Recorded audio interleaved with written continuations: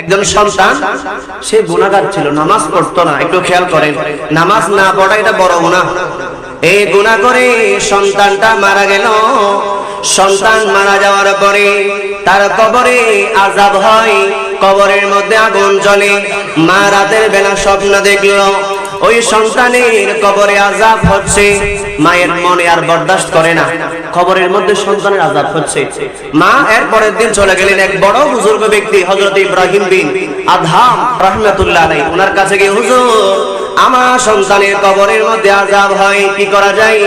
একটু আপনি আমাকে পরামর্শ দিন। ওগো মা, আপনার সন্তান কেমন ছিল? হুজুর, আমার সন্তান নামাজ পড়তো না, নামাজের ধারে গেছেও নাই, সপ্তাহেও নাই, শুক্রবারেও নাই, এক বছর একবার ঈদের নামাজও পড়ে নাই। হুজুর, এখন আমি কি করি? তখন হুজুর একটা আমল শিখিয়ে দিলেন, আপনি যান, জিয়ারত করবেন, মানুষকে খাবার খাওয়াবেন। এই দুইটা আমল জারি রাখেন, আল্লাহ যদি চায় হয়তো কবর আযাব মাফও করে দিতে পারে। দুইটা জিনিস, কবর জিয়ারত, মানুষকে খাওয়ানো, তুতাইমুত তাআম। ওই মা দিন থেকে আপনারা জানেন মায়ের মন মানে নরম, মায়ের মন মানে কোমল।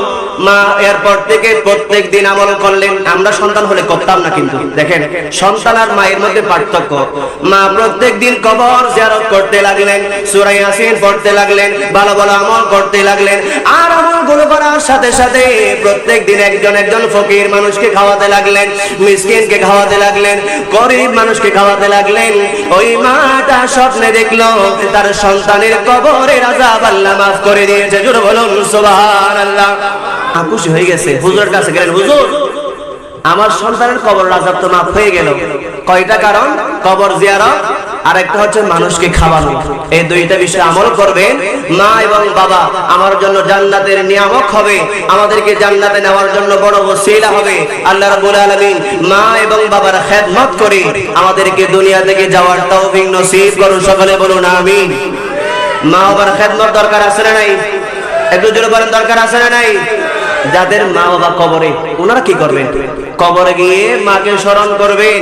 যে সন্তান তার মায়ের কবরে যাবে, সূরা ইয়াসিন পড়বে, আয়াতুল কুরসি পড়বে, সূরা ওয়াকিয়া পড়বে, আর রহমান পড়বে, কুল হুয়াল্লাহু শরীফ পড়বে, ইখলাস পড়বে, সূরা ফাতিহা পড়বে, কুরআনুল কারীমের উসিলায় আল্লাহ তার মায়ের কবরের আযাব বন্ধ করে আল্লাহ তার কবরকে নূরে নূরান্বিত করে। জোরে বলুন সুবহানাল্লাহ।